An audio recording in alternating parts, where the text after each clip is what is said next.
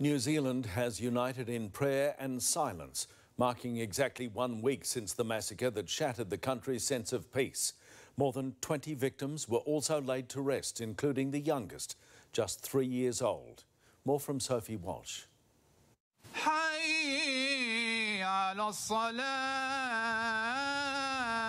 Friday prayers, usually private, today in a park, across the road from the Al Noor Mosque, still being repaired. We are broken-hearted, but we are not broken. Worshippers were surrounded by their Christchurch neighbours, who formed a human shield of support. They are us, and it doesn't matter where we are from, what our race or creed is. Survivors of the atrocity came nursing wounds and terrible memories. I had the option of looking at TV screen in the hospital, but I prefer to come down. Across the country, 2-minute silence in schools, workplaces and in the streets. Rarely does a nation come to such a standstill. Prayers protected by motorcycle gangs.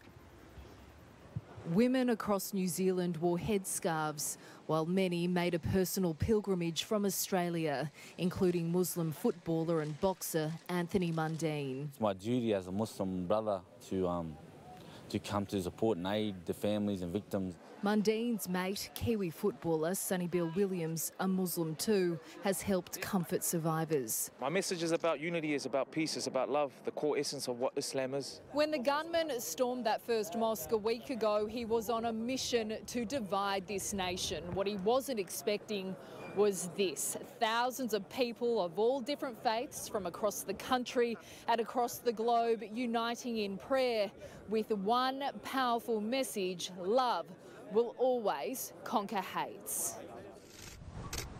Also today, the burial of 26 more victims, including the youngest 3-year-old Muad Ibrahim. New Zealand long considered itself quarantined from many ugly global realities.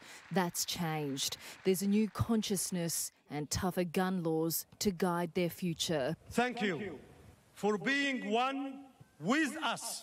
Hopes crystallised by the partner of Jacinda Ardern, who tweeted that his daughter has been given the gift of a safer country to grow up in. As well by the faces and hands in a park and across the country. In Christchurch, Sophie Walsh, 9 News. A week ago, at this moment, the sounds of semi-automatic gunfire filled Christchurch. Today, silence.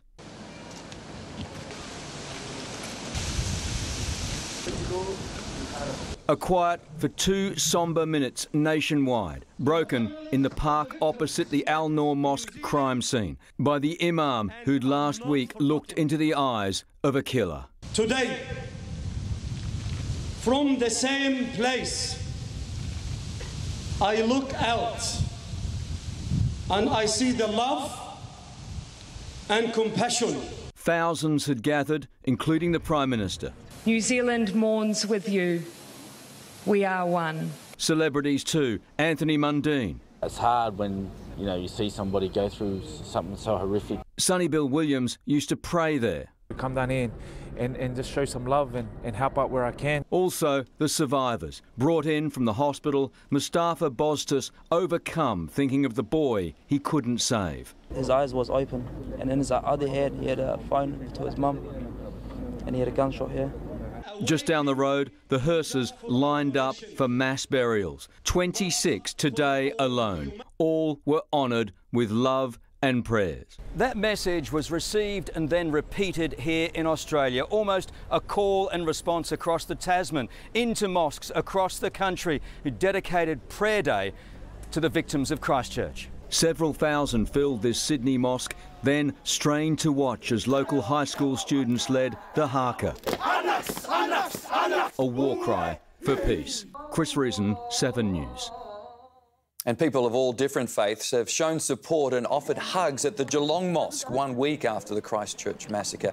They stood outside during Friday's prayers, declaring the shooting has brought the world closer together.